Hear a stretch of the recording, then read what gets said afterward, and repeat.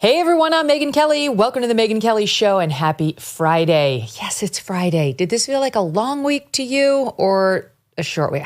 I'm kind of in between. In any event, it's going to be a great day today. It's day 67 of the Trump administration. Only 67. Can you believe that? You know how like after 100 days, the news media always looks back and says like, what did this president accomplish? It's only day 67. He's lived up to virtually every single campaign promise he made. It's absolutely stunning.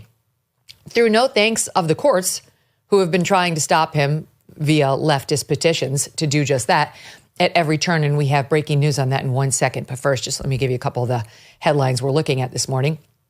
We've got Elon Musk's DOGE now going on real offense. This seems like overdue to me because, look, they've been taking such a beating in the press and in terms of their reputation and so on. And finally, they spoke out. They went on with Bret Baier last night, Elon and some of his top lieutenants in DOGE. And what a difference. I think the numbers on DOGE are going to go up after that interview and pretty quickly, their efforts to cut waste, fraud, and abuse. Now having seen them, I'm like, why did they let this image of just young whippersnappers in their backpacks and like surfer boy clothes go on as long as they did? These are studs, and they should have been put out there a little earlier. Well, whatever, better late than never. So we'll show you a lot of the clips from that. And we are also going to talk about the breaking news at the U.S. Supreme Court. I want to get to it all with editor-in-chief of Two-Way, Mark Halperin, and host of the new Megyn Kelly media podcast called Next Up with Mark Halperin, launching soon, along with former White House Press Secretary Sean Spicer and former Democratic strategist Dan Turrentine. Together, they are the hosts of The Morning Meeting on the Two-Way YouTube channel. Don't miss a moment. Subscribe to this show on YouTube and follow me on Insta, Facebook, and X. Tariff wars, stubborn inflation. No wonder gold has been routinely hitting all-time highs. In volatile markets like the one we have now, don't sit on the sidelines with your head in the sand. You can take control and safeguard your savings. This is why so many Americans today are turning to Birch Gold Group. They have helped tens of thousands convert an existing IRA or 401k into an IRA in physical gold. Is it time for you to hedge against economic instability with gold? To learn how to own physical gold in a tax-sheltered account, text MK to 989898. Birch Gold will send you a free, no-obligation info kit. Again, just text the letters MK to the number 989898. With an A-plus rating with the Better Business Bureau and countless five-star reviews, Birch Gold has helped many protect their savings with gold. It took us decades to get into the tangled mess that they're trying to unpack right now in D.C. How long is it going to take to get out of it, and at what cost? Text MK to 989898 today. Guys, welcome back. Good to see you. Good to be here, Megyn. Thank you. Mark, I'm so excited to be working together. I can't wait to get this thing started, and the feedback from the viewers has been overwhelming. They're in love with this idea. Well, I couldn't be more excited. Very grateful to you, Steve, and your colleagues there for inviting me to join up. And it will be fun. And I hope to be worthy of being part of the mega metropolis of your media empire. So thank you. Very excited about it. Mark my words, you will be. Okay, let's get to it. So moments ago, the Trump administration filing a petition with the U.S. Supreme Court asking it to review the Court of Appeals order in the Judge Boasberg case on the deportations of suspected Venezuelan gang members. This has been one of, if not the biggest legal matter that they've been hashing out in the courts, though how can you really choose? And Trump lost on Wednesday with a divided D.C. Circuit 3-judge panel. A Trump-appointed judge would have sided with the administration. An Obama-appointed judge sided with the ACLU. And the splitter was an H.W. Bush appointee who sided with the Obama judge and said, you can't use the Alien Enemies Act to just deport a bunch of people. Now, here's what's interesting. So they're asking the Supreme Court for immediate review because right now what's happening is Judge Boasberg's order halting these deportations stands. So the Trump policy has effectively been shut down until we get a final ruling from the U.S. Supreme Court on this. And there's been no like real evidentiary hearing. Like Trump is in there saying, no, the policy should be allowed to go forward until we have our final order. This is wrong. Okay, so we'll find out what the Supreme Court does. But as this happens, a very interesting piece in the news this morning. Okay, it was, do you have it, Abby? All right, now, I don't think that's it. Hold on, stand by. Okay, I've got it. Sorry, I have so much paper. This is all stuff we're going to be getting to, so buckle up. The question is whether the Alien Enemies Act can be used by a president when it's not technically a time of war, meaning war hasn't been declared by Congress, but the president has used other language from the Alien Enemies Act to declare an invasion or an incursion. Now, Judge Boasberg was not convinced that a president can do that by proclamation and that if he can, it's an appropriate circumstance here. And the Court of Appeals agreed with Judge Boasberg on those points. They're not convinced that this is an incursion or an invasion as those terms would typically be used. Enter this piece today. It's posted on Real Clear Politics. It's by Bart Marquis, C-O-I-S. And he makes the strong case based on another piece of journalism he had witnessed that Tren de Aragua is indeed, it qualifies as a military incursion that's been unleashed on us by the Venezuelan government. And he goes through it in great detail, guys. He says, there was an extraordinary article last week by Miami Herald investigative reporter Antonio Maria Delgado. And Delgado interviewed a team of high-level investigators and analysts who had been following the Venezuelan regime for over 10 years. The only team member to speak on the record was Gary Berntsen, among the most highly decorated CIA veterans in recent history. The author here spoke with Berntsen as well. He confirmed that Tren de Aragua was purposefully sent into the U.S. to destabilize our country by the Venezuelan government. Quoting Berntsen here, the Venezuelan regime has assumed operational control of these guys, Tren de Aragua, and has trained 300 of them. They have given them paramilitary training, training them to fire weapons and how to conduct sabotage. They have given them all a 4 to 6 week course. They put these 300 guys through that course, and then they were deploying them into the United States to 20 separate states.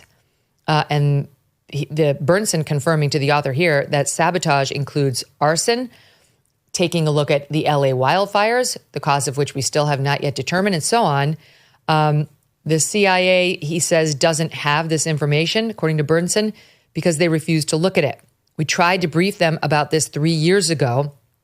They were directed by the Biden administration to ignore it. And now those officials are trying to undermine President Trump, who listened. I have to tell you, as a lawyer, this is a very important addendum to this argument. And if they can just get a hearing in front of this court to justify Trump's declaration of invasion or incursion, I'll start with you, Anna Spicer, it could be a game changer. Yeah, I'm going to go back to that. I'm sure as a lawyer, you know the case I'm going to cite, common sense versus nut job, where it very clearly Historic. The court ruled that you shouldn't have to argue that hard to get known gang members out of a country who came here illegally. I mean, this is on its face an insane idea that a president of the United States has to go all the way to the Supreme Court to argue that people who are known gang members coming illegally into the country have to go through some serious process to get sent back. I believe the court will side with President Trump, but I think it's sad that we actually had to go to this level to do it.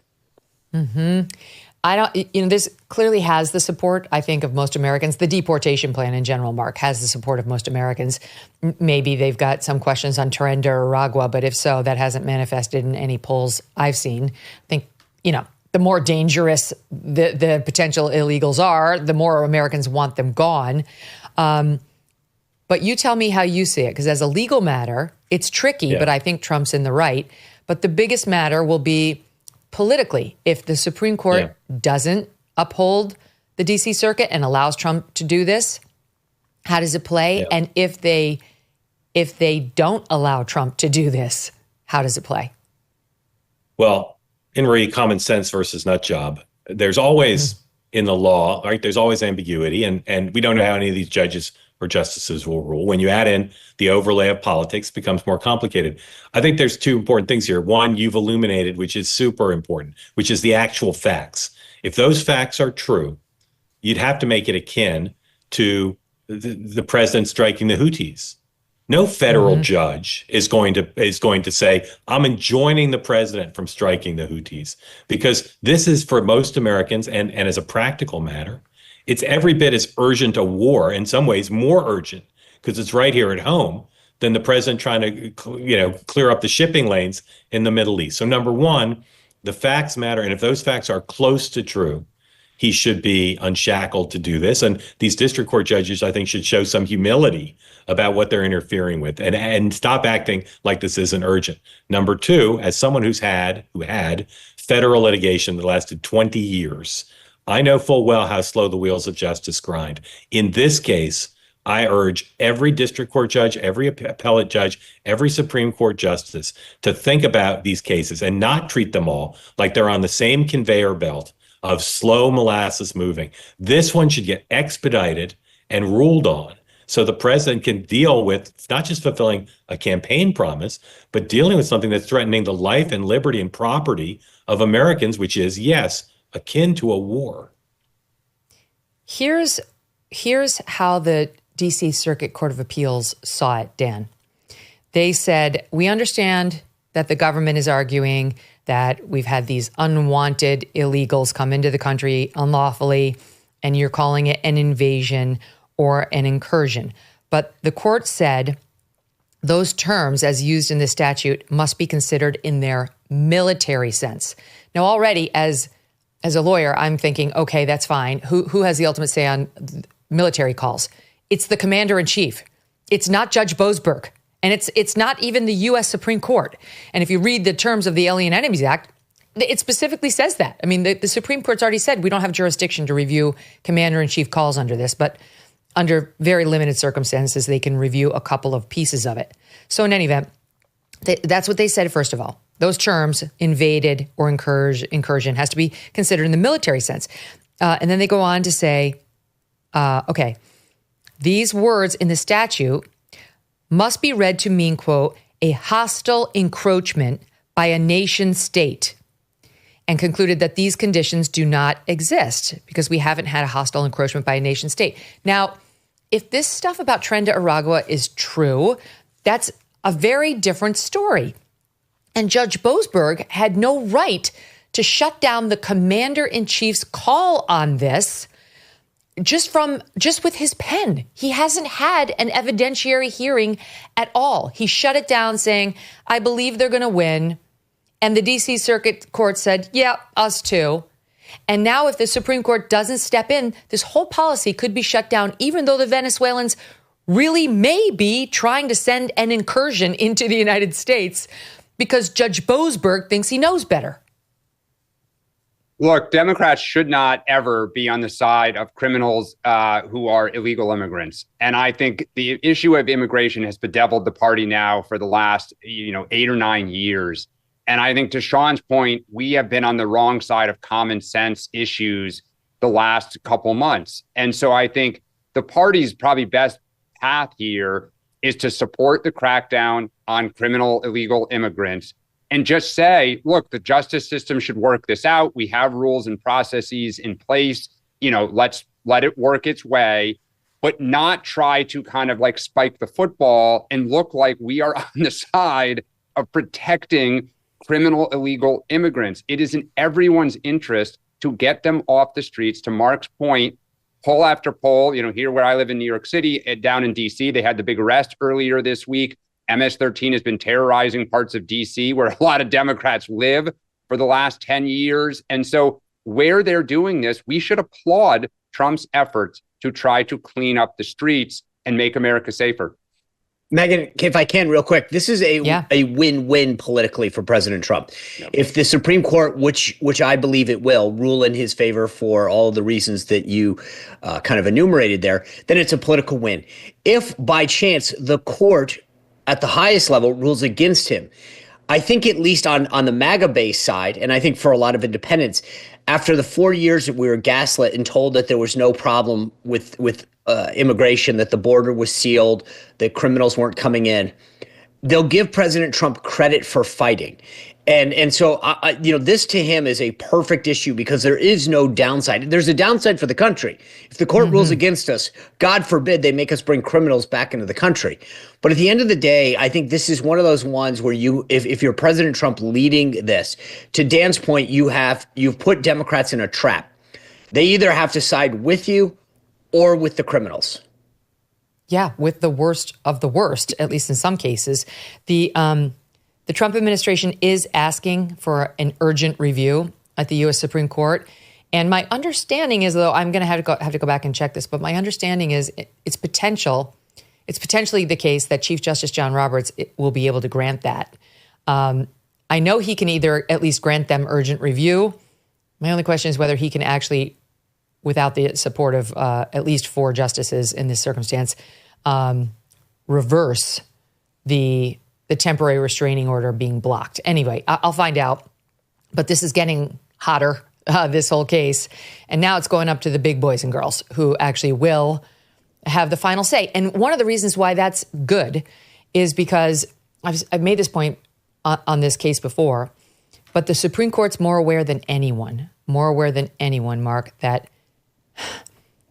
they don't have police power.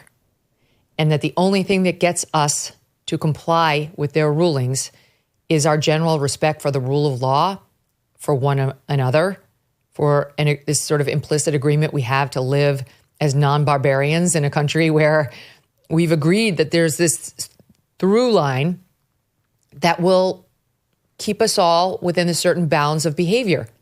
And the Supreme Court has the ultimate authority on what the law is. And the Supreme Court knows, however, John Roberts, above all, knows if he hands down a ruling telling the commander-in-chief that the 9 men and women in black robes have the final say over what is perceived as a military threat unleashed on us by a foreign government, he's on the thinnest of possible ice. And he's so obsessed with the court, I just can't see him wanting to do it. Well, he's an interesting figure, right? Because he does vote sometimes against Republican presidents, including this one. He does care about the integrity of the court, the reputation of the court. The statement he put out a few days ago in reaction to the president calling for impeachment of judges whose rulings he didn't like testifies to his willingness to play in the real world and not just in the rarefied air of the high court. I think that they're going to rule some against the president and some for him. And there are going to be some that are result oriented. They don't all rule on the merits, sad to say. I think in this case and in the ones that are comparable, as you suggested, as has been mentioned, deference to the commander in chief on this stuff, something where there's clearly popular will. You can find that. You don't need to look outside the walls of the Constitution to find that. And I agree with Sean. They'll probably vote with the president on this one. But Roberts has got to expedite these things. It doesn't make any sense for America to not expedite them. These should be on the fastest of tracks. They should be on a track like Bush v. Gore, not treated at all like normal cases, because it's a campaign promise and it's happening now. This is not some abstract thing. It's happening now. So I wish he would expedite them. And then, however the court rules, I hope the president does what he said several times he'll do, which is adhere to the rulings of the court. Mm-hmm. I think he will. I actually do. I think he will. I think he understands. I agree. Blowing off the Supreme Court and that really is a true constitutional crisis. We can't have more Lake and Riley's while we wait this out. John Roberts, controversial though he is, especially with righties who wanted somebody who was more like a Thomas or an Alito, he's a good man. And he is going to understand the danger of leaving little kids out there getting molested by these rapists. That is happening with these gang members. And young women and men being murdered by them. I mean, every week we have a story. So time is of the essence. It's long overdue, thanks to Joe Biden. And Trump is trying to clean up a mess that was not of his own making. I just don't see John Roberts wanting the Supreme Court to be the thing that stops him. We'll see. We'll know better after we hear from them and if we get an oral argument after that. Okay, I want to get to Elon Musk and what happened last night because it was such good stuff. But before we go there, can we just spend a minute on something else Trump did yesterday, which I think is awesome and not getting enough attention? We got an executive order that will pull wokeness, DEI, and radical, race essentialism and gender ideology out of the federal museums, including most specifically the Smithsonian, the zoo he mentioned, and also he's directed J.D. Vance to restore the national monuments and statues that fell post George Floyd, meaning they were ripped down by protesters. Not all necessarily, but he wants him to take a look at this. I mean, it wasn't all, people who are pro-slavery or who were armies in the Confederate Army or generals in the Confederate Army, Sean. We tore down, the country, Christopher Columbus statues, Thomas Jefferson statues, George Washington statues, Ulysses S. Grant, Francis Scott Key. You didn't have to be all that controversial for these things to get torn down. And so Trump is actually going to take a look because, for example, at this women's museum that's being built, he says specifically they were about to put trans women, meaning men posing as women, and honors to them in this thing. Trump is stopping it in its tracks. Well, look, obviously, this was a big issue in the election. Dan referenced it earlier before. I mean, the wokeism, the pendulum swung way, way, way too far. And I think what Trump is doing is resetting that. This is, again, where he can get some great wins on these things through executive order, that while he waits for reconciliation, some of the big policy issues to come in, really kind of score points with the American people, resetting the culture issues that swung too far. And so going through the museums, resetting these things, rebuilding these statues. And the funny thing is, it's been probably 8 or 9 months since I saw any inside polling on this. But even when it comes to Confederate statues and renaming things like Fort Bragg, those were extremely popular. It didn't mean that anybody was a Confederate or racist or anything like that. I think there's an aspect of not whitewashing history that was important. So this kind of covers a lot of ground that I think he's on solid ground with the base and probably the majority of Americans, regardless of party.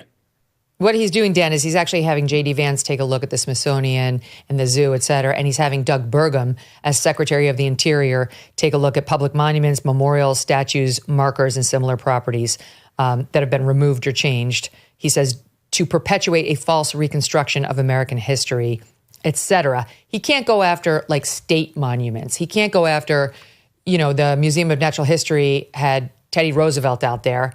He got torn down because there was a Native American near him. Whatever.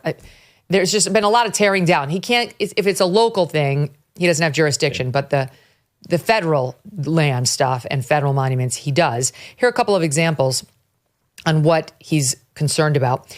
In the Smithsonian American Art Museum, there's an exhibit that said, quote, societies, including the U.S., have used race to establish and maintain systems of power, privilege, and disenfranchisement. At another National Museum of African American History and Culture, proclaimed that hard work, individualism, and the nuclear family are aspects of white culture. And then, as I told you, the Women's History Museum, soon it will be forthcoming, plan to feature female athletes, including male athletes who claim to be female, which is not a thing. It's not real, and it's not recognized by the Trump administration. So what do you think? I mean, here's the interesting thing. It's going to happen. Trump will sanitize these organizations of all this. And then we're going to be in an interesting position 4 years from now if a Democrat were to win the presidency. Because I think this stuff will be very popular to get rid of this nonsense, to put back up the non-controversial statues, George Washington among them. And whenever Trump does something, I guess, with an EO, Dan, I've been asking myself, would the Democrats really have the nerve to tear back down George Washington, to shove back in the race essentialism at the Smithsonian, the trigger warnings on the National Archives that were all over the electronic database about our Declaration of Independence? What do you think? I certainly hope that no Democrat would talk about doing that. I mean, as a rule, this is mostly one of those 80-20 issues. James Carville said last summer, or I think it was maybe a few years ago, that sometimes Democrats sound like they're talking at the Harvard faculty lounge and not like a real person in the real world, on the streets of any town, USA. I think where Trump does stuff like, put George Washington back on an military base or something like that, there is general support for it. I think when he does something like eliminate recognizing the Tuskegee Airmen at the Pentagon, I think sometimes people will say, hey, it's a little too far and this is like small and petty. And so I think generally speaking, though, look, Sean said it, this was a huge issue in the election. The country kind of voted pretty overwhelmingly on this front. I think he enjoys broad support. And look, I don't know how much you remember. I think it was a year and a half ago or 2 years ago, the San Francisco School Board, several members were voted out in a recall election because the people of San Francisco, parents of who lived in downtown, were upset that the school board meetings during COVID were focused on renaming the schools in these kind of DEI, neutral names, and not reopening the schools for their kids to go back to. And so the history of Democrats focusing on issues that aren't, important to the average American per se is part of what has got us in the hole that we've dug. And so to get out, I think we are best to focus on real issues that impact the real lives of real Americans and not go back to trying to relitigate DEI. What do you know? Tim Walz has a bone to pick with you, my friend. He was out there campaigning with Beto O'Rourke. Okay, why? I don't, but he was out there having a town hall with Beto. And he sees the loss in 2024 very differently than you do, my friend. Here he is. That our strength is our diversity. We've been talking about this for years as a country of immigrants, and we let them define the issue on immigration. We let them define the issue on DEI, and we let them define what woke is.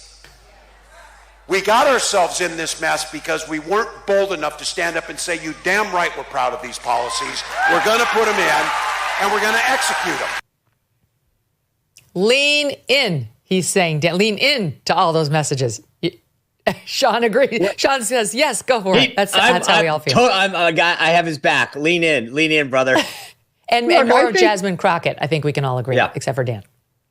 Yeah, I think that, I think most Americans, do applaud efforts to diversify like a workforce, to have, to include different people in decision making.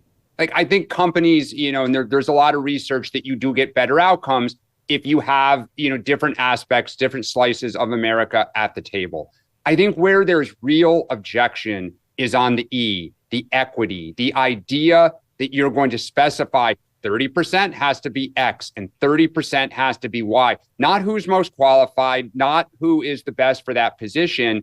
And I think that's where the party kind of just really lost control of this issue. I think if we just say we're proud of having, a diverse country, we're proud to try to include people, but the most qualified, the best person should be hired or get the admissions slot is probably kind of the middle ground when we think about the future.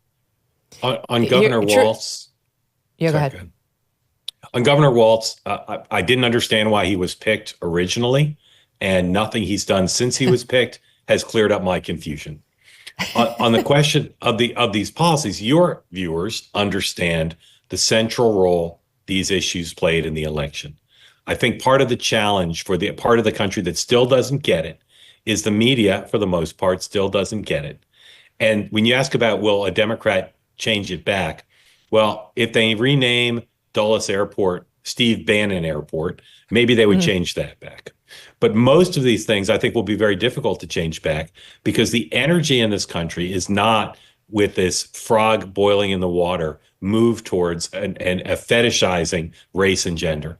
But the energy is for people who say, thank goodness for the change, and the change happening quickly. The changes in the other direction happen very slowly, but they change dramatically over time. President Trump and the cultural and social forces that are pushing back are happening quite quickly. And I think they're gonna move as things tend to move quickly, tend to move hard and fast. And I think it's going to be very difficult for a Democrat, not just politically, but practically, to try to put these things back. They're the Republicans and, frankly, the more centrist Democrats who objected to this stuff when it was overwhelming us. They were silent about those objections because they were scared. Right. Not only has that fright been eliminated, they're emboldened. They voted for Trump. He's emboldened all of them. They're ready for this war. They now have learned that they're in the majority and that this was a temporary insanity that we went through and that it has to be stopped because it's actually extremely dangerous. Everything's turned, in the past 5 years, been dramatic. So I agree with you. It will not be brought back because the popular will of the people will not allow it. Now, I opened the show talking about Elon on with Bret Baier and some members of the DOGE team last night. And, I did wonder in watching it, why didn't we see this earlier? These guys are amazing.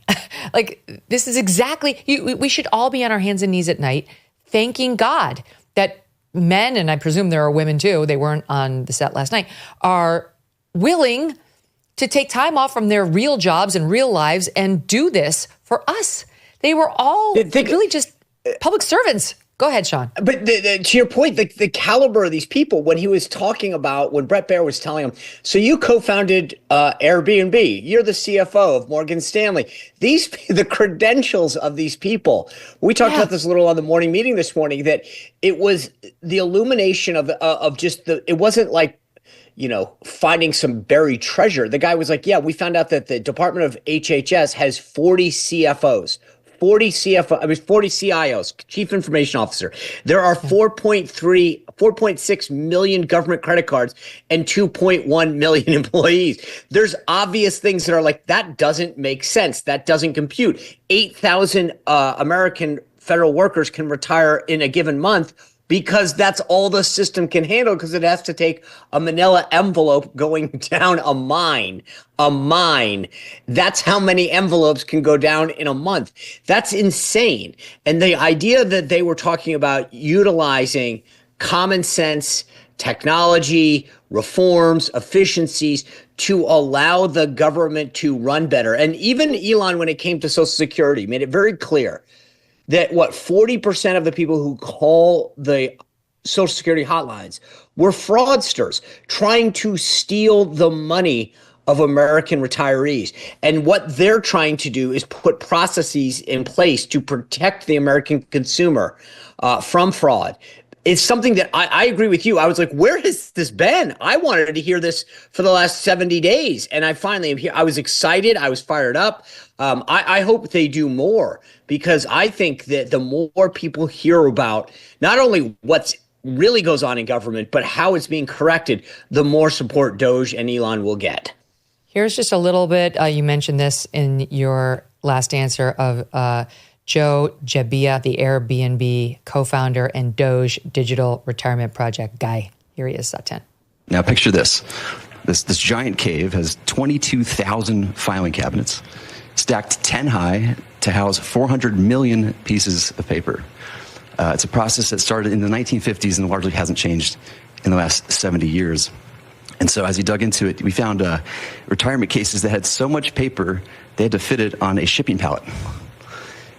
So the process takes many months, and we're going to make it just many days. Will it be digitized, or how? Absolutely. So this will be an online digital process that will take just a few days at most.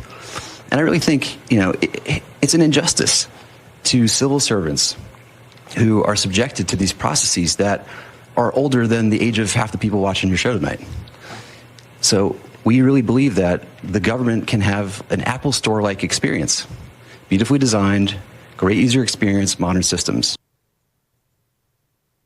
He said that we're actually at the point where we have to train federal employees on how to retire. They have to go through a training. It's so embarrassing. I know. It is embarrassing. Mark, what American sitting at home is going to have any reaction to that other than, what? It's great to have private sector people in the government. who, my favorite moments was when Brett was asking them their motivation for doing it. And one of them said he's got 4 kids and he doesn't want the country to decline for his kids. They're an impressive group. And, even Democrats, most Democrats will say, yeah, there's inefficiencies in the federal government. But this is an attempt to get rid of them. We talk about waste, fraud, and abuse. This is, you could call it waste, but it's really just inefficiency. And it's really not having the will to use the ingenuity of the private sector up until now to try to change these things. Al Gore talked about reinventing government, but that was in the dawn of the digital age. There's so much more that can be done now using digital stuff. And this is, again, as Sean said a couple of times, this is such an impressive group from the private sector. I just hope that they're adhering to guidelines, and I just hope that they don't get shackled. They do need to move fast for all the reasons that this plan was launched. In my head, like the way they were being described by the media, it was like I pictured like these dope smoking, hacky sack kicking, beanie wearing, foggy tie-dye shirts. Put them in tie-dye shirts. Then I see these guys. Were they wearing Crocs or Birkenstocks in your mind? I couldn't get sandals. I never got down below the ankle in picturing them, but I could smell the aroma. I had a perceived smell. They're not that at all. These are actually really accomplished, badass professional guys who are super articulate, on top of their game. Now, I'm sure they sent their best for the Bret Baier interview. There may be guys who better match my description. But, chief among them was Elon with some very interesting facts of his own. Here's one here that somebody mentioned, but it's not for. The sheer amount of waste and fraud in the government. It is astonishing. It's mind-blowing. We routinely encounter wastes of $1 billion or more, casually. For example, like the simple survey that was literally a 10-question survey that you could do with SurveyMonkey, cost you about $10,000, was the government was being charged almost $1 billion for that. For just the survey? $1 billion for a simple online survey, do you like the national park? And then there appeared to be no feedback loop for what would be done with that survey. So the survey would just go into nothing. It was like insane. Casually. And you know what? What's so devastating about that, Sean, is it's true. I know.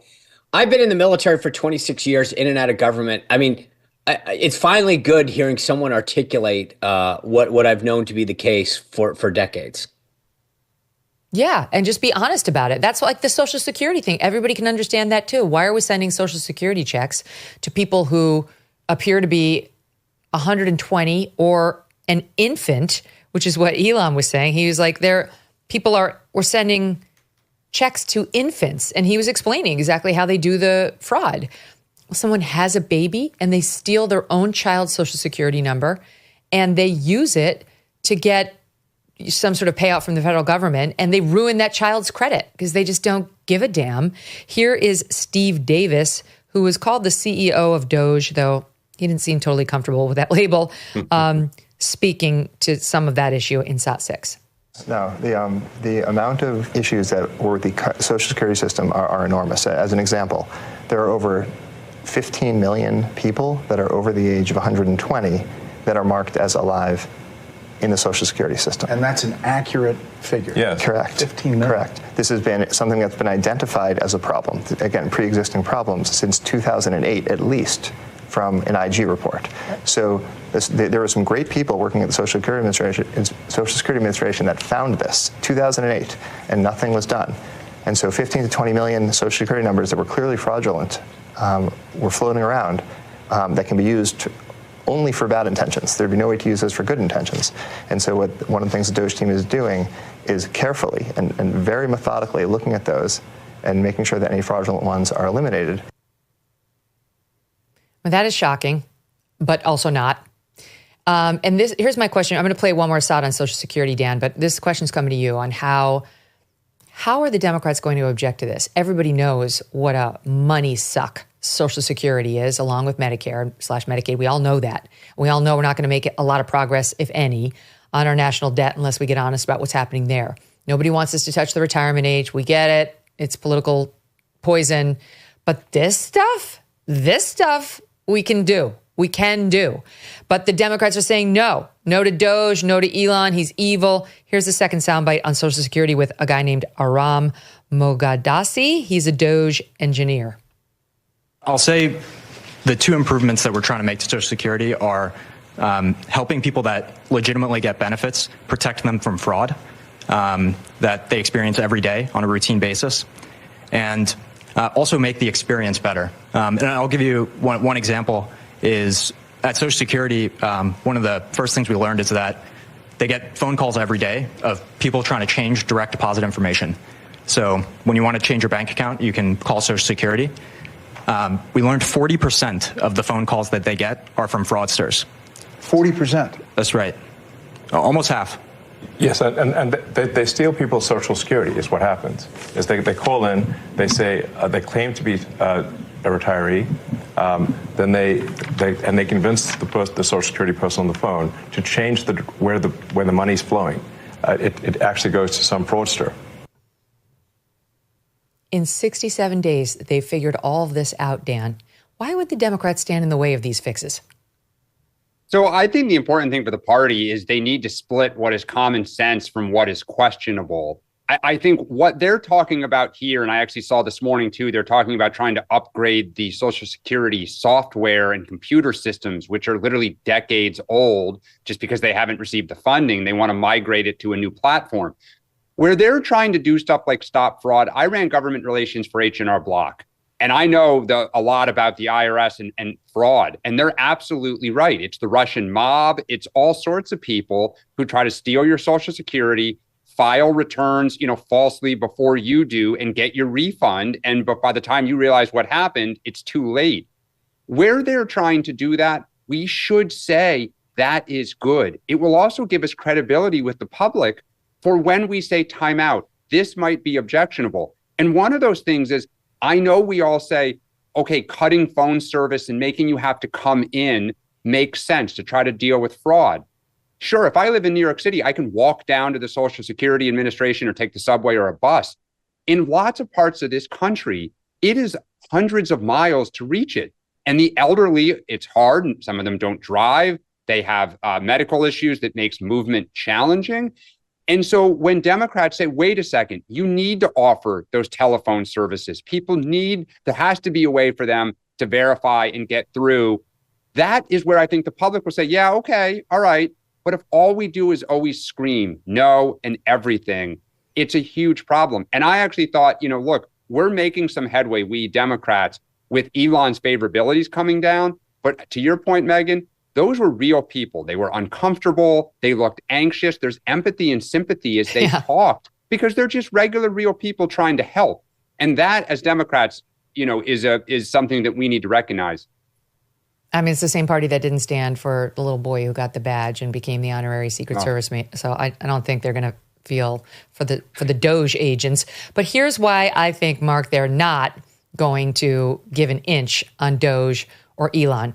NBC News just did a focus group of black men who backed Trump and approve of his presidency and asked how they're feeling. And that focus group showed that nearly all of them, 10 of the 12, still are with Trump and staunchly. The only concern that some of them raised was about DOGE. They said, I'm trying to get my numbers. They say 10 of the 12 said they approved of Trump's early tenure during his second presidency, but only 5 said they approved of DOGE's actions. Only 5 said they approved. 3 said they disapproved. And the rest of the group, they weren't sure.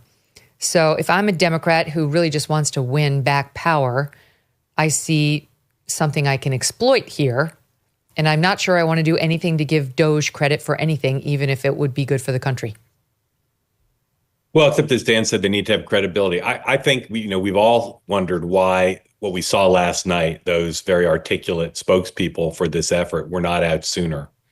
I'd say there are 2 other things that they've done to hurt their cause and made it easier for Democrats to rally public opinion around some things. Number one, they've not totally been truthful and accurate, as Musk has acknowledged, about what's being saved, about certain programs they're using as examples.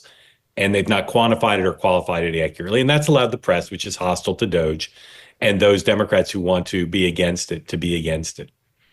But the other thing I think they haven't done is they haven't told the stories. They haven't humanized it. We saw humanization last night with these folks. But to say, to just assert people are having their Social Security stolen, this has to be on a human level, because cuts, while popular in the abstract, when you start to cut specific programs, you run into trouble.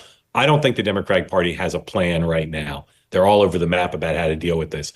But their job of opposing it would be a lot more challenging if the administration talked about this in a way that was easier to understand why it's a good thing, not just in the abstract, but with some real specifics that can be emotionally told in a way that involves great storytelling. I don't know why they haven't done it. Yeah, why don't we see the guy who says, I tried to retire and it took me 6 months I wanted to retire in 1 month, it took me 6 months to just get out because of the paperwork. We haven't seen those people all over TV. Exactly. We had these guys getting closer and closer to real person stories where you were like, oh yeah, oh God, that would be really annoying. Oh, that sounds so dumb. Here's one, Anthony Armstrong, DOGE OPM. What does that stand for? Office of Personnel Management. Office of Personnel. Well, aren't they all? I guess he's over there in particular. Anyway, he's over there at the group that takes care of all your paperwork if you're a federal government employee. And here's what he said, Sod 8. A good example of overstaffing would be the IRS has got 1,400 people who are dedicated to provisioning laptops and cell phones. So if you join the IRS, you get a laptop and a cell phone, you're provisioned. So if each of those IRS officers or employees provisioned 2 employees per day, you could provision the entire IRS in a little more than a month. So 12 times a year, it doesn't make any sense. Why would you have 1,400 people whose only job it is to give out a laptop and a phone? Right. The whole IRS could be handled once a month. So that doesn't make any sense. And President Trump's been very clear. It's scalpel, not hatchet, and that's the way it's getting done. I mean, that sounds so right. Sean, you've worked for the federal government. That sounds so right that you'd have to go through that number of people whose only job is to do 2 things, give you a laptop and give you a phone, which literally should take, even if you consider setting up your password and getting you registered on it, at most a half an hour. How do we have 1,400 of those in the IRS alone?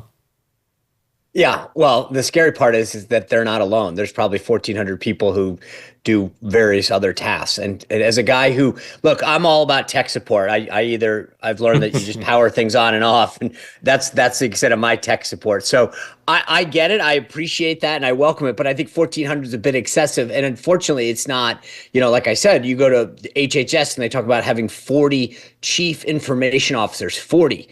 I mean, generally when you're the chief, there's only one. But it just shows you the duplicity that exists. I think to your point, these individuals themselves did the effort a huge bonus by going out, the examples they gave, and then if we can add in the human element, the number of people who took a month to retire, or who couldn't get a benefit, or who had their money stolen. We're missing that third of the piece. I was thinking about this as you were saying a moment ago. The young gentleman that was so cool during the State of the Union. President Trump, I think, did better than any previous president, highlighting his policies through those individuals in the gallery. I think they almost need to embark on a very similar policy or a similar effort now, which is to go highlight individuals who've had struggles with the federal government, who haven't been able to retire, who were taken advantage of, who worked in the government, but there was massive duplicity, or et cetera, and start to literally put faces to these problems. Because they did, and by the way, continue to roll out members of DOGE who are finding these things, not just the dollar amount in the programs, but the overall crisis that exists. Because that's not, to Mark's point, those aren't, it's not waste or fraud, the fact that you can't retire, that you can only retire 80,000 people. It just doesn't make sense. In the military, we went to electronic medical records, because literally you would have to carry your bulky medical record around with you wherever you went, from assignment to assignment, station to station. And that's how we handled it until some genius realized, wow, we could just digitize this like everyone else. And it has made life a lot easier, right? If we can start doing that within the federal government, it's a win-win for the government. It saves us money. It saves us time.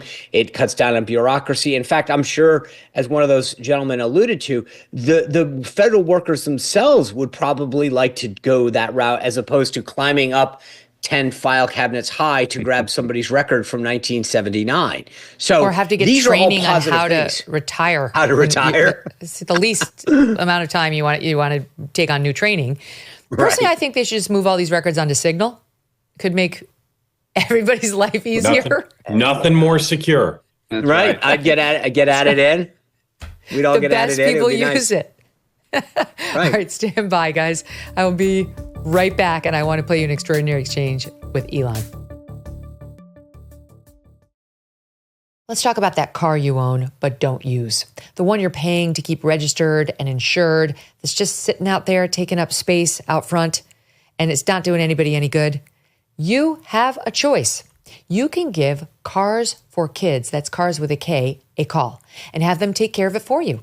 Just give them the info and they will come to you as soon as the next day and take that car off your hands at no cost to you. Even better, they will turn that car into funds to help children.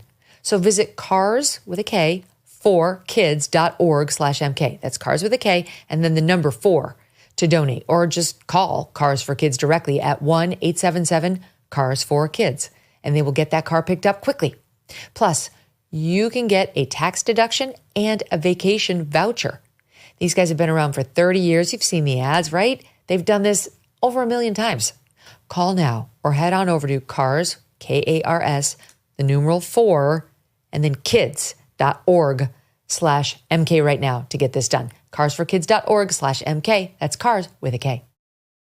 Are you surprised at some of the legal efforts and some of the judges that have weighed in? There's about 8 or 10 now of these cases that are at least temporary holds. They're being challenged by the DOJ. Right. Are you surprised by that pushback? Well, it's the D.C. Circuit is notorious for having a very far-left bias. And when you look at the people close to some of these judges, where are they working? Oh, they're working at these NGOs. Oh, they're the ones getting this money. Does that seem like a system that lacks corruption? It sounds like corruption to me. Mm-hmm. I mean, not said was one of the judges he's thinking about is almost certainly Judge Boasberg, who is the one behind the blocking of Trump's effort to deport Venezuelan suspected gang members to El Salvador. Back with me now, my panel, Mark Halperin, Sean Spicer, and Dan Turrentine of Two-Way. Okay, I did look up the SCOTUS protocol for that appeal, and here's how it's going to go down. So just for those who weren't with us at the top of the hour, the Trump administration has appealed the D.C. Circuit Court of Appeals ruling against him on his effort to use the Alien Enemies Act to deport suspected Venezuelan gang members out of the United States and place them in an El Salvadorian prison. The trial court judge was Judge Boasberg, an Obama appointee, originally put on the bench by W many years ago, but elevated to the federal bench by Obama. He has had a leftward bent, no question. And he's got a wife and a daughter who own or work in and run, respectively, an abortion clinic, and reportedly the daughter with this NGO organization that helps illegals and gang members. So, yeah, I think that's what Elon's suggesting is maybe going on there. And now the Trump administration, just before he came to air, has appealed their loss on the temporary restraining order Boasberg put against them to the U.S. Supreme Court just before we came to air. They want the high court to lift that temporary restraining order so they can continue deporting these Venezuelan illegals and shipping them off to El Salvador during the pendency of the litigation. And I was unclear when we started whether Justice Roberts could do this, Chief Justice, alone. And I was right. He can do it alone. He's the Chief Justice of the United States. And each justice on the court has a region of the country for which he or she is responsible. And as the Chief Justice, he oversees the D.C. region, which is where this case is coming out of, because all these federal government agencies are in D.C. Anyway, that's where it is. And so John Roberts, if he wants to, can grant the relief himself.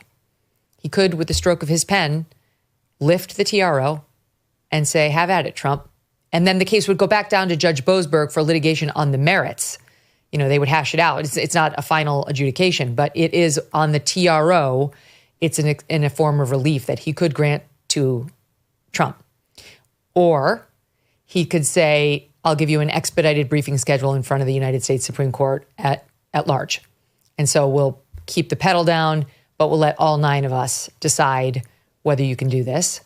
Or he could just deny it and say, I'm not dealing with any of this yet, and kick it back down, which would be a loss for Trump. So Trump could win with the stroke of a Roberts pen, he could lose with the stroke of a Roberts pen, or he could get a hearing in front of all 9 justices, and hopefully we'll find out soon which one of those it's going to be.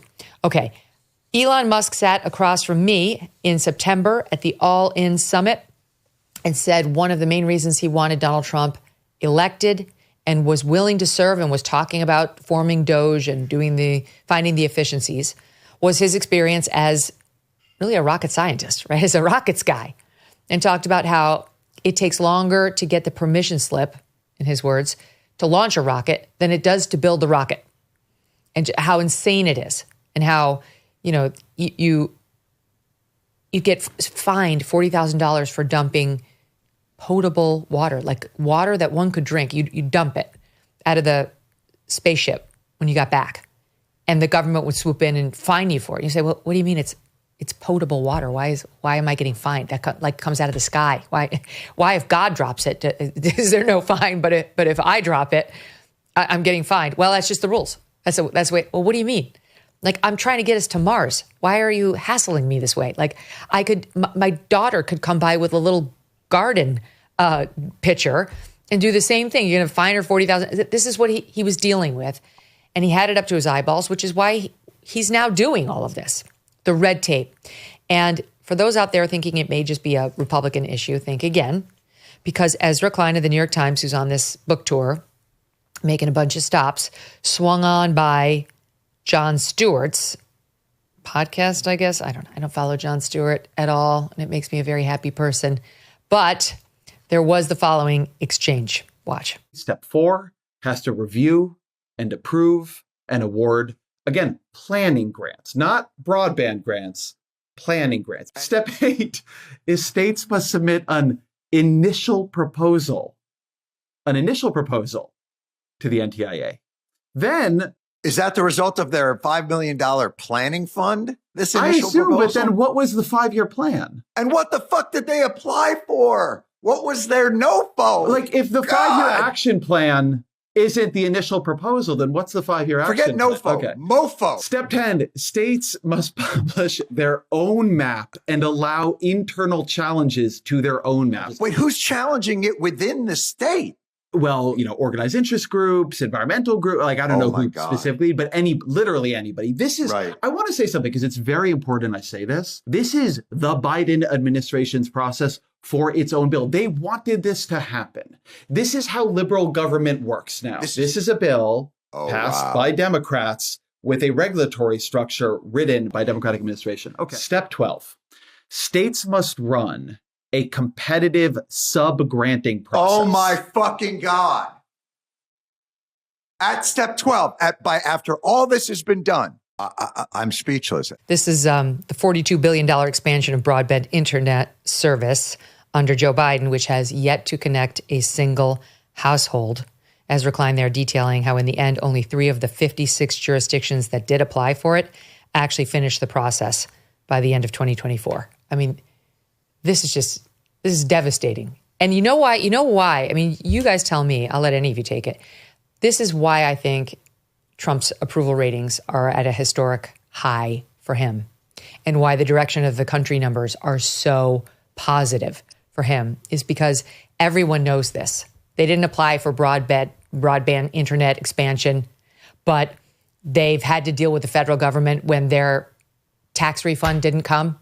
It's a nightmare when they wanted to go on Medicare Advantage and upgrade when anything went wrong with their federal government paperwork, they had to correct. We've all been there, calling or dealing with the federal government on any of this stuff, never mind your taxes. It's a nightmare.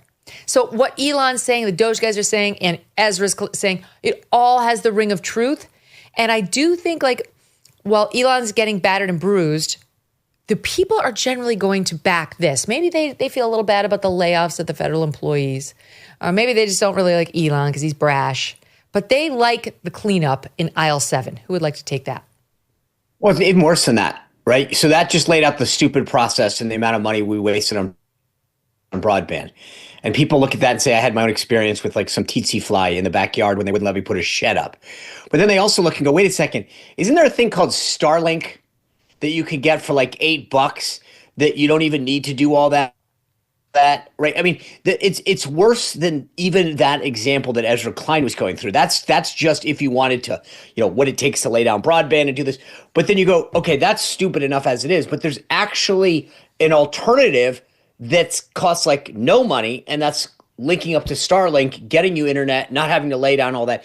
The mindlessness of everything that the federal government touches is unbelievable. And you're right. Most people get it, and they just need to have it validated in terms of the absurdity. Explain to them. Yes. All right. So I teased this before we took the break. We got into a bit of why Elon is disliked by some. He's not afraid to throw a barb on X, which he owns. He doesn't sound like Supreme Court Justice John Roberts. He doesn't speak the same way he does. And one of the things he did was to call Senator Mark Kelly of Arizona, a Democrat who's married to Gabby Giffords, and he's the brother of Scott Kelly, both of whom are astronauts. Scott's amazing, by the way. Came on my show at NBC and told us all about how he was a straight C student. Straight C, right? Isn't that your first question? Did you get all A's? You crushed physics? You were a math whiz and a science? No. He was like, I was listless, I had no direction, and I was a terrible student. He became an astronaut. That's brother Scott. Brother Mark, also an astronaut, and now a Democrat senator. Elon called him a traitor in the context of Ukraine. And Brett asked him about it, and listen to this answer. We should have empathy for the thousands of people that are dying every day in trenches, for no movement in the lines. So the borders remain the same. For the past 2 years, thousands of people have died every week for nothing. For what? And I take great offense at those who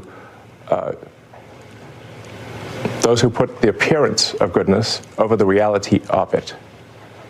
Those who virtue signal and say, oh, we can't give in to Russia, but have no solution to stopping thousands of kids dying every day. I have contempt for such people. I don't want to make that clear. Yeah.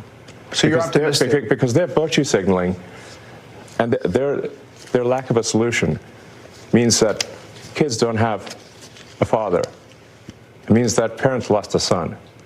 For what? Nothing. Pretty powerful.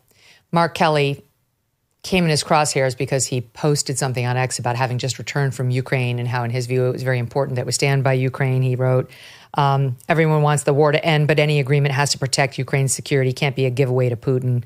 And went on from there.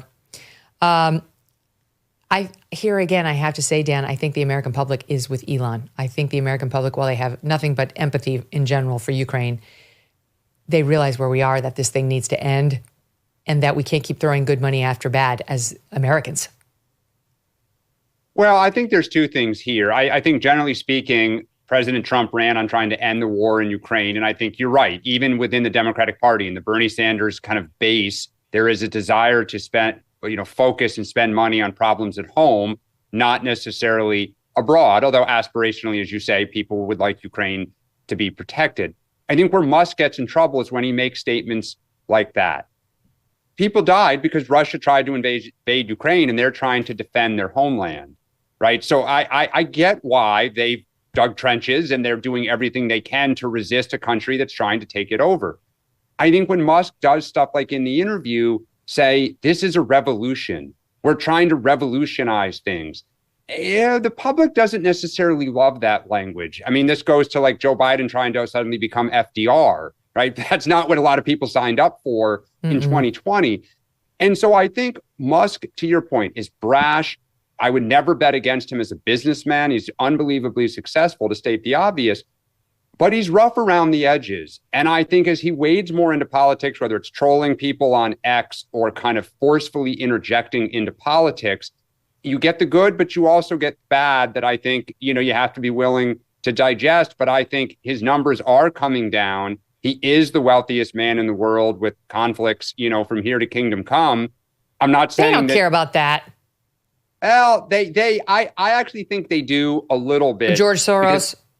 Well, that's it. Americans are inherently distrustful of very wealthy people who start getting involved in government. And to your point, Democrats, who have had a lot of them in our corner, and we loved it, damage was done to us on George Soros and other things. So I think, again, it's good and bad with Elon. I want to get to what Elon's doing in Wisconsin, because this is an important election that's coming on Tuesday, and you guys are the people to ask about it. But before we go to the special elections and what's happening in Wisconsin with this judicial election, can we spend a minute on Hillary Clinton? Hillary Clinton decided to drop an op-ed in the New York Times today that's entitled, "How much dumber will this get?" And she uses Signalgate and the messaging by Pete Hegseth and Mike Walls and JD Vance and Tulsi and others on there as the jumping off point to talk about how dumb the Trump administration is. Some highlights. She calls the Trump administration hypocritical, dangerous, and dumb over this story. "It's not the hypocrisy that bothers me. It's the stupidity. We're all shocked that President Trump and his team don't actually care about protecting classified information or federal record retention laws." I mean, this is so rich given her history. But we knew that already. This is her just trying to say, I did nothing wrong and my whole controversy was made up. No one actually cares about any of that because they're not blaming Trump harder, and Trump allowed this in the first place. What's much worse is that top Trump administration officials put our troops in jeopardy by sharing military plans on a commercial messaging app and unwittingly invited a journalist into the chat. That's dangerous, and it's just dumb. Okay, I mean, fine. I really think Hillary Clinton should have sat this one out, given she's in no position to throw stones. She did this willingly. She had her homebrew server for years, an intentional choice.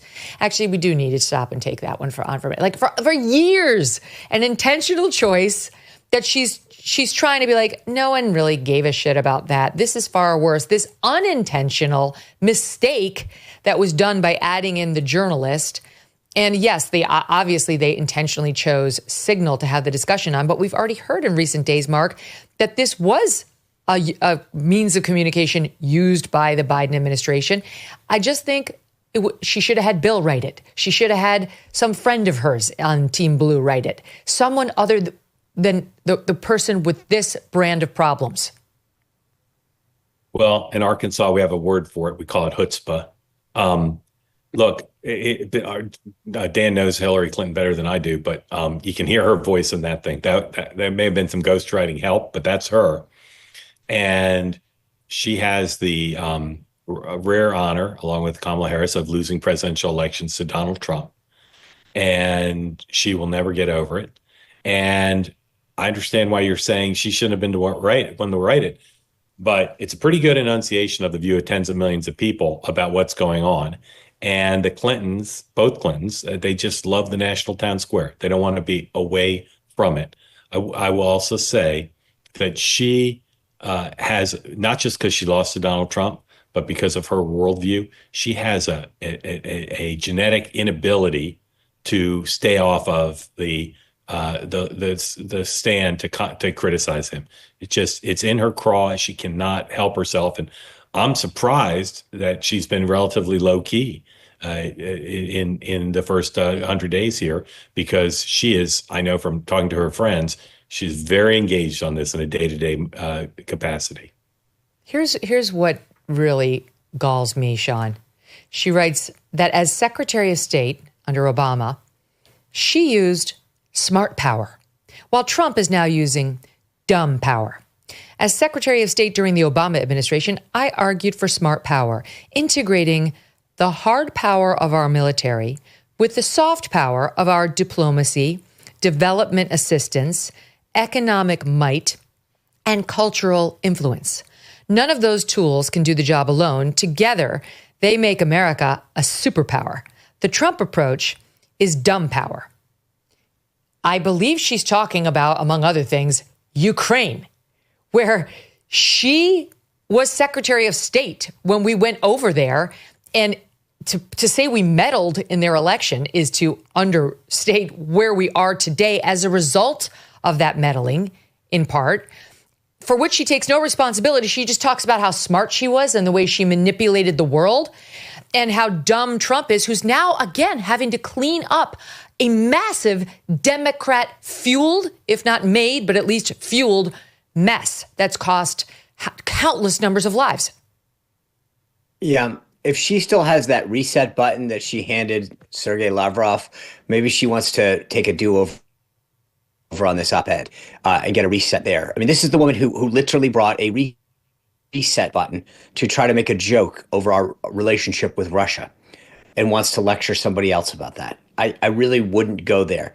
Then to go into the classified issue after having kept all of your stuff on an unclassified server, wiping it with bleach blit. I just, there are days when you go, you might want to sit this one out. This was one. Wait, one quick follow-up for you on it, Sean. Then she goes on to say, she criticizes him for de-emphasizing the importance of embassies. Oh my God. Why would she touch anything having to do with an embassy or a diplomatic facility after Benghazi? There's a million. I literally feel like she's the one who let someone in her chat that shouldn't have gotten in and wrote that op-ed. Because it was her. I know. That's where it's like, I wish she could have at least blamed that on somebody and used the reset button. But it's just embarrassing how clueless and how unself-aware she is of her own vulnerabilities. That because it's not just that. Right. When she does stuff like this, it means that Democrats have to answer for it. We have to talk. We get to talk about it. This is one where you literally say, "I'll write it for you," and then hand it off to somebody else, or just sit this one out, or don't send it into the New York Times. Write it for in your journal, or put it on your unclassified server and keep it for yourself. I know. Remember how she tried to act bored during the Benghazi hearings, like. God, I just didn't listen to this nonsense. Well, also, she definitely doesn't think she did her homebrew server or cell phones were wrong either. Go ahead. But for just one thing we lost in the conversation about Signalgate was that the president and his team knocked out all of those Houthi targets. No lives were lost. Targets were hit. The Biden administration lost 13 lives coming out of Afghanistan. She dealt with Benghazi. If we want to talk about missions and diplomacy and actions, I'll take the Trump record over her record, over Biden's record any day of the week. Yeah. I mean, we lost an ambassador. Like now she's just kind of like, the embassies, there's a de-emphasis.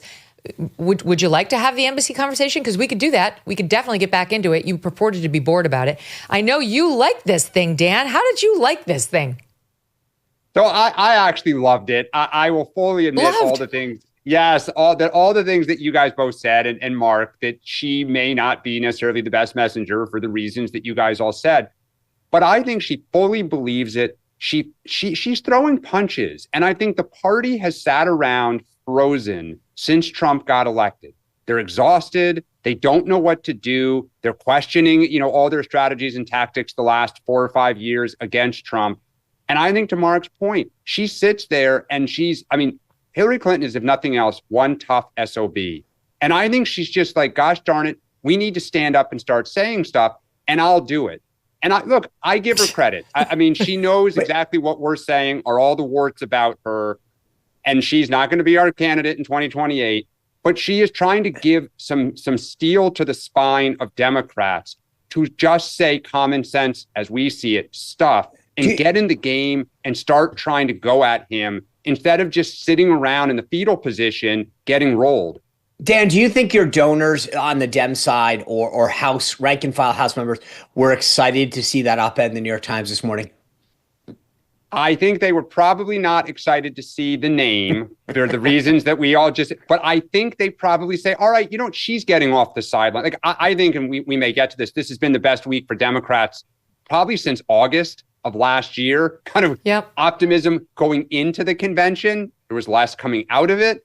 But I think they're like, all right, now Hillary's in the game. She's one of the few people in the party who's an aircraft carrier who can take the fight to Trump with clarity. And while the answer is some donors were not happy to see it, I know some were, not because it was her, but because, as Dan said, they need someone to enunciate the contrast. Bill Clinton could do it. Barack Obama could do it. They won't. They won't because they're former presidents, but she will. And so she's an imperfect messenger, obviously, but go read it and take the name off of it. And you'll see a lot of stuff, as Dan said, Democrats want to hear somebody saying. Oh, I want to ask you a follow-up on Signalgate, but you mentioned that they won't do it because they're former presidents. And, there's this, I guess, unwritten rule, or at least used to be about sitting presidents, former presidents trashing the sitting president. And this is what Joey Behar said about it on Thursday. They also have a tendency to blame the Biden administration. It's like, move on. That ship has sailed. I never remember in my lifetime a sitting president trashing a previous president. I've never heard that before. Never heard, Ronald Reagan didn't do it. They're St. Ronald. And just quickly, just found in like a 30-second Google search. Here's Joe Biden as president. What, in your view, constitutes the primary threat to freedom and democracy at home? Donald Trump. Donald Trump and the MAGA Republicans represent an extremism that threatens the very foundations of our republic. Donald Trump has no character. The only garbage I see floating out there is his supporters. There's one more thing Trump and his Republican friends want to do. These are the kind of guys you like to smack in the ass. Okay. So, some of that was when Trump had declared, but I could have given you 20 other examples of Trump not running, of him doing it. There's no rule anymore. The only rule is there's no rules. It's just like the same as the end of Grease, when Danny Zuko and Kanicki were doing the drag race. The rule is there ain't no rules. That's where we are in today's day and age. Back to Signalgate. Mark, what is happening with the weirdness between what seems to be like Team Hegseth and Team Walz? Like, are these two guys maneuvering against each other to see, like, if one of us has to go down, it's going to be you? What's happening? There's certainly people in their orbit who are interested in moving the spotlight if necessary to save their friend or their boss. I don't know about between the two of them. I think my belief is that everyone on that chain bears some of the responsibility, because they should have said, whoa, this conversation shouldn't be here. If there's two primary mistakes involved, errors of judgment beyond the shared error of all of them.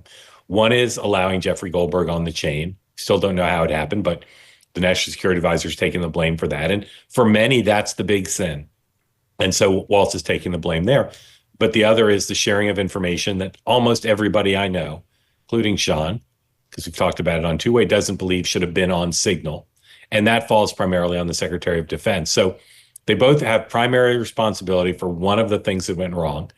Many people have noticed that the president has been more critical of Walz than he has of Hegseth. And there have been some reporting that for a couple hours, couple days at least, there was some chance the National Security Advisor would go. So those guys are both ferocious competitors. They both want to stay in their jobs. One of them has got more personal closeness to the president, which is Hegseth, but it appears they're both fine for now. And in the last day, the tensions that I've heard between their camps have tamped down appreciably, as it looked like they kind of teamed up to move the thing off the table. All right, Sean, same question to you. Megyn, what do you see happening there? Yeah, go ahead. Well, this is my big tell. I said this morning. It's the manifest to Greenland is important today. More importantly, is the manifest returning from Greenland. So is JD. Right. So pay attention to the manifest on the flight home. Does anybody become the special envoy to Greenland and just get stuck in Nuuk? I hope it's not Usha. No, she's fine. I think everybody loves her. She bought a round trip ticket. Good. But I do wonder if somebody ends up hanging around the commissary too long there at the base. But John, can you speak to what he was saying about, the biggest question is, and I've heard this too from Trump, how did Jeffrey Goldberg get into Mike Wallace's phone? Something Mike is denying, but we all know he was in there in one way, shape, or form, or this mistake could not have happened. Yeah, so there's two things. Not all sins are created equal. And I think in Donald Trump's eyes right now, the sin of allowing Jeffrey Goldberg into that conversation is greater than Pete Hegseth probably going beyond what he should sensitivity-wise on that chain, right? And the mission was a success. So I think Trump looks at it and says, who am I more pissed at? Somebody who allowed this Jeffrey Goldberg guy into the thing, who obviously is someone of dubious character to begin with, and obviously a never Trumper. Suckers and losers smear. I think, Megyn, the problem that a lot of people are having is, and I said this on the show, Jeffrey Goldberg is in my phone. I had to call and yell at him during the transition because of a horrible, horrible story when I met him the first time that his reporter wrote that I called to chastise him about. So it's not I think if Mike Waltz said, hey, yeah, he was in my phone book because one time he was writing a profile on blah, blah, blah. Yeah. And no one, I mean, I have a lot of people in my phone that good and bad, but because over 30 years, I actually have Mark Halperin's contact information going back like 18 jobs. I can do Mark's bio because I don't delete anything. But that's another story. The point is that it wasn't, if it doesn't, Jamison Greer might have been who's the U.S. trade rep. It's JG. Maybe that's who. Why would they be putting a U.S. trade rep on such a conversation? I mean, that's again, that's a whole separate thing. But my point is, it's an honest mistake. Instead of just saying, hey, look, the guy was in my phone book because I had to yell at him 8 years ago, or he did, who cares? Instead of trying to do this, I don't know how he got in my phone book. I think that could be the bigger problem, because he's opened himself up to, I think that we should investigate this. Well, at some point, I don't know enough about tech, but maybe there's some way of finding out the date that a contact entered into your phone book or something like that. I bet there is. You don't want to look like Joy Reid. I don't know who made those anti-LGBTQ entries on my blog. I demand an FBI investigation. Right. I agree with you. I don't think it's that controversial to have weird, bad, nasty anti-Trump reporters or whatever in your context. It's like the nature of all of our industry. You deal with people you can't stand. You deal with people who can't stand you. Who change over time. I mean, you might have met someone 15 years ago. I've had people work for me during my 6 years at the RNC who I haven't spoken to since because of some of the positions they've taken. They're still in my phone book. I don't spend time purging it. I don't think that was the big sin. And so this, to me, is going to be the rub. If there is something that comes of this, that's going to be a problem, because a crisis should die after 48 hours if it's not given oxygen. And I think this thing has lasted way too long. I don't think they should have said it's not war plans. I just don't think that was a worthwhile argument. Well, I don't think he should have said Jeffrey Goldberg wasn't in Mike. I just think all of it, they should have said, here's exactly what happened. The way you put out a scandal is you say, here's everything, here's everything. And we're going to I do get the defensiveness on the plan, though. I will say, as somebody who understands what those terms mean, right? Sean, I know. But the average person isn't really drawing the same distinctions. I mean, I get it. I understand why Pete felt unfairly attacked. But I just think as a PR, PR is something I actually know pretty well. He knows war plans, I know PR. But Megyn, here's the thing. You also know the law very well. And if I started pontificating and said, well, they should have just filed this motion, inside of you, as the good lawyer you are, you'd say you can't do. And I think there's a defensive posture for people in the national security space to say that wasn't a war plan. If Pete hadn't said that, though, Jeffrey Goldberg wouldn't have released the actual text. I know. With the whatever you want to call those things. And the story didn't get better for Pete and Mike and everyone when he did that. So it's like, it's just not worth it. I'm just saying I get their defensive, reflexive, defensive. I get it too. Response, because you're defending something you know not to be true. I get why they did it. I know. I just you have to be smart when it comes to PR, same as you do as a military planner, and be able to see 3, 4, or 5 steps ahead. So it's going to make you feel better to do this counterstrike. But then what, right? I bring it up because we're talking about how we're now in day 5 of what should have been a 24 to 48 hour scandal. I think it's over. I don't think the Democrats will still continue to try to light the flame. Hey, Megyn, we also, one of the things that didn't get much attention, someone brought this up. I will steal the idea, but it wasn't mine, is you think about this. Goldberg knew about this for weeks, right? And he held it until he knew there was a pre-planned hearing of the intel chiefs on Capitol Hill. Like, he got away with that. Just think about this. He timed the drop of that story until he knew those chiefs were going to be on Capitol Hill. I mean, you talk about the PR piece of this. I will give the Atlantic credit for literally thinking about how to place this story and when to get the maximum effect. Well, Walter Kern and Matt Taibbi were on the other day, and they had a really good point. They were like, why would you ever declare that you were on there? Just think, you could have 4 years of access to the most amazing communications ever. And then at the end of the administration, be like, here's everything I saw. Oh, my God. Like, I could have been an even better scoop for them. Anyway, I think it's over. I just thank God nobody on our side got hurt. The mission went off perfectly, and that we should be grateful that it did. I guess the trade representative might have been on there because we were striking trade routes and the Houthis therein. Yeah. Okay, next up, we've got to talk about, on Monday, all the news was how the Democrat Party is in shambles. It has its worst approval ratings in years within itself. It's Democrats hate the party. Democrats hate their leaders. They have no leader. And then we start to see, like last night, Elise Stefanik was withdrawn as Trump's nominee for UN ambassador because he needs her to stay in her seat. And then we find out that there was a special election in Pennsylvania in a jurisdiction Trump won by double digits that went blue. And now we're looking at 2 in Florida where Trump won by huge margins that are potentially in trouble. So what's happening? Is this a party that's in trouble or isn't it? That's where we go with the guys right after this. As President Trump is settling into his new administration, one of the top Democrats in Congress aiming to undermine the Trump agenda is Democrat Senator Dick Durbin of Illinois. And according to our sponsor, the Electronic Payments Coalition, Senator Durbin has a new plan, a government takeover of your credit card.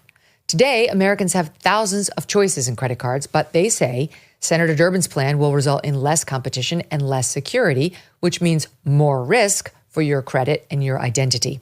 You can learn more for yourself at guardyourcard.org, and you could consider telling your senators to stop Dick Durbin's government takeover of your credit card before it's too late. There's a lot of talk about government debt, but after 4 years of inflation, another real crisis is personal debt. Some people are working harder than ever and still drowning in credit card debt and overdue bills. But there is Done with Debt. Done with Debt has unique escape strategies to help end your debt fast so you keep more of your hard-earned money and have more to spend. Done with Debt does not try to sell you a loan or bankruptcy. They're tough negotiators. They go one-on-one with your credit card and loan companies with one goal: to drastically reduce your bills, eliminate interest, and erase penalties. Most clients end up with more money in their pocket month 1, and they don't stop until they break you free from debt permanently every month. Take a few minutes and visit donewithdebt.com. Speak with one of their strategists. It's free. But listen up, some of their solutions are time sensitive, so you're going to need to move quickly. Go to donewithdebt.com. That's donewithdebt.com. So, what are we supposed to make of what I said before the break? I thought the Democrats were imploding, and yet Elise has got to leave the UN job so she can hold on to that seat. You've got, this was a Pennsylvania state race that the Democrats won, but it was a jurisdiction, Lancaster County, Pennsylvania. It was a state Senate seat that Trump won by 15 points in November, and included the more conservative parts of a county that only one Democrat presidential candidate, Lyndon Johnson, had won since the Civil War. So Dems have to be feeling good about that. And then you've got the Matt Gaetz seat and the Mike Waltz seat in Florida, which are normally totally solidly red, but Republicans are worried about those. Elise Stefanik won her seat by 24 points last year, and the guy who is running to replace her as the Republican on the ticket is up 16 points. But still, Trump said, get back down there, Elise. We can't afford to lose it. So what's happening, Mark? What's happening? Well, don't want to overstate the trend here, because the country, polls suggest people think the country's on the right track. President Trump is still wielding his power in a pretty dramatic and some ways unprecedented way. I think there's three things going on. First of all, with any president, the year after the election, you almost always see some sort of bounce back, right? The two gubernatorial races the year after the presidential, only two competitive races every year, are somewhat competitive, at least New Jersey and Virginia. And for years, they swung almost always to the president, the party not of the president. So part of it is just it's a year after. Second is some of the stuff the president's doing does not seem relevant on the economy to a lot of voters, particularly on inflation, whereas the president's focus been on the economy, it's been on tariffs. Most people don't understand that. Some people are worried about them. And we see consumer confidence is a little bit off. Or in some polls, a lot off. So I think that there's an economic gap, and you see that in the president's polling, where his ratings on the economy are lower, and that's a big issue for voters. And then lastly, there's no perfect off-year election that's going to tell you, exactly what's going on nationally. But there's no doubt that a factor in these races is when Donald Trump isn't on the ballot, Republicans don't do as well. He's not on the ballot in these races. And Democrats finally have a little bit of pep in their step. They finally have a feeling of, well, we can't beat him in Washington. We didn't beat him in the last election. But if we win these special elections, if we donate money, if we volunteer, if we get energized, we can send a message to everybody that we want to check on Trump. I think all those things have combined to put Republicans back on their heels. Doesn't mean they're going to lose any of these races necessarily, although they did, as you say, lose the one in Pennsylvania. But this is a time, we talked about it on our show this morning. It's been the best week, we all agree, for Democrats since Trump got elected. And and that adds up to creating an electoral environment that's favorable right now for Democrats as compared to the mean. Dan, Scott Pressler is the guy who went to Pennsylvania, moved there for more than a year prior to the vote, and really was very instrumental in turning it red. And he tweeted out, "I'm going to be honest with you, even if you don't want to hear it. Republicans have been losing special elections all over the country, even red districts in Iowa and Pennsylvania. Democrats are fired up. Unless we begin focusing on ground game, we will lose 2025 and 2026. Do you agree? Yeah, and I think James Blair, I think it was in an interview with Politico, the White House political director, recently said, it is a little bit of a problem that our team, meaning kind of Trump and MAGA supporters, are pretty kind of happy right now. And you're always a little less energized when you feel like everything is being accomplished that you fought so hard for. Whereas angry MAGA is more effective. Yeah, right. Whereas conversely, Democrats are fired up. And I think there's two things. Democrats are fired up about Donald Trump. They're fired up about the kind of incompetence and ineptness of their own leaders. And what you're seeing is this, we've had enough. And now, we are going to force action from the bottom up for our own party to get its act together. And so on the local level, on the grassroots level, we can all talk about AOC and Bernie Sanders. Their politics are not necessarily my politics. But what they're tapping into, what they're showing the party, hey, we can get 30,000 people to show up in a red state. That is hard. I was in politics for 20 years. The only person who's been able to do it for year after year is Donald Trump. Obama had a 2-year period where he was really hot, could fill arenas, and then it became a grind. Trump is the only one, and Bernie Sanders, who can do it. And I think that you're seeing, this week was Signal. It was a little bit of a ding, a self-inflicted error that Democrats said, okay, they're human a little bit, right? They were fumbling around, it gave them some confidence. And so I think Democrats are energized. Republicans maybe not quite as much. And we'll see here. I also would not underestimate what Mark said. Trump got elected on the economy and inflation. And he doesn't even talk about those things most of the time. Most of these press conferences, DEI, DOGE with Elon Musk a lot, Ukraine, it's not on the economy. And I think voters are frustrated. And you combine that with DOGE having kind of a little bit of a rickety, reputation in polls, you see some pieces together. Megyn, the thing is, look, special elections are special. That's a fact. There are, though, lessons to be learned. And one of the things that I learned out of Pennsylvania beyond, the environment we just talked about, there's no question Republicans aren't as fired up as Democrats right now, but mechanics matter and candidates matter. And in Pennsylvania, by all estimation, the candidate was not very good. The mechanics on the ground were horrible. That's what worries me about the Florida 2 special elections. The first district, which is the one held previously by Matt Gaetz, should be okay. Jimmy Petronas has run statewide before and won several times. So he's a good candidate. He's got a good fundraising base. He's got people motivated. The 6th district, which is the Mike Waltz seat, which is the Republican nominee, State Senator Randy Fine, is not raising the money. Trump carried it by 30 points. 30 points. This should be a slam dunk. Now, again, it's special, so maybe he only wins it by 10 or 12, but right now it's dead even. There's even one poll that shows the Dem up. This should be a huge wake-up call. The candidates matter, the mechanics matter, but that should still keep it within 5 or 10. We have a problem.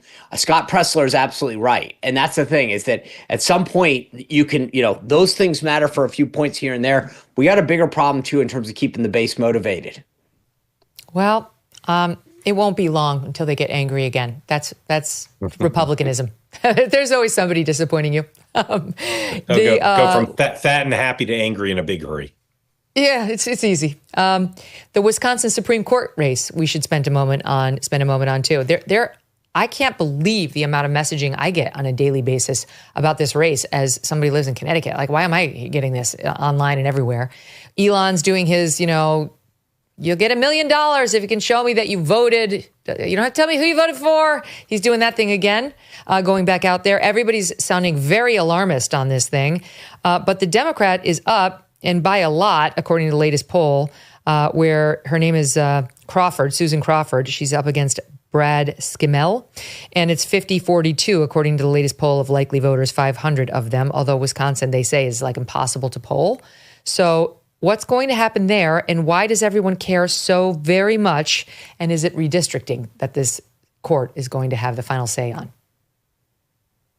Yes, that's the biggest issue. Redistricting. That's when that would be a huge issue that people should care about nationwide, not just the folks in Wisconsin. A lot of voter ID thing, a lot of early voting, all will go through the state Supreme Court. So yeah, for a lot of reasons, people should care about that.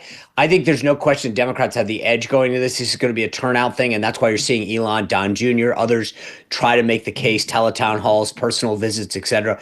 Republicans could do themselves a huge favor if they pick up the Supreme Court seat. And I would say that they're not favored to do it, but it's definitely one of those things as we head down the stretch that they have every ability to do. I can't think of any state. Sorry. Go ahead, Mark. I can't think of any state whose state Supreme Court decisions have been as impactful, not just in the state, but kind of nationally resonant as Wisconsin. And like the political culture and the states and the U.S. senators, they are actually purple, right? You can't think of very many states, because there aren't very many left, who have senators from different parties. Wisconsin does. Ron Johnson, far right MAGA. Tammy Baldwin, pretty far left. And you see on that state Supreme Court, the stakes are huge. Again, Wisconsin's probably been supplanted by Pennsylvania as the battleground state, but it's still number 2. And so the stakes are high in order to not just impact that particular state, but the symbolism is what's important to so many. To say we're going head to head with all the outside money and the state ground games to see who can win a very contested seat in Wisconsin. We've seen it before with Scott Walker. We've seen it before with the U.S. Senate race. It is high stakes there because of the national resonance of the state and our political culture. So, Dan, is what's going to happen? Let's say that if the Democrat wins, then the Democrats control that court. And then is it true that that could mean as many as 2 additional congressional seats for the Democrats? It could. We'll have to see. There's going to be a gubernatorial race in Wisconsin here in 2 years in 2028. And, we'll just have to see kind of how it shakes out. Look, what it does do is just give a little, momentum to the party. We just lost, but Tammy Baldwin did win there. I think one of the things that we're really watching for, all three of us, and Megyn, you probably as well, is Elon Musk in the fall last year was an asset to Donald Trump. I don't think anyone would disagree with that. He is now going there this weekend. He's put a lot of money into this race. He's been very vocal on X and other places. I'm curious if his presence helps, if he is still an asset, or if what we're seeing in polls, that his favorabilities are coming down, his unfavorables are rising, like the Black Focus Group, people have concerns about him. Does he become a liability? And if he does, that will be interesting, right? As we head into more DOGE cuts, we head into this bill, the reconciliation bill, it will start to say to Republicans, perhaps the ground is shifting.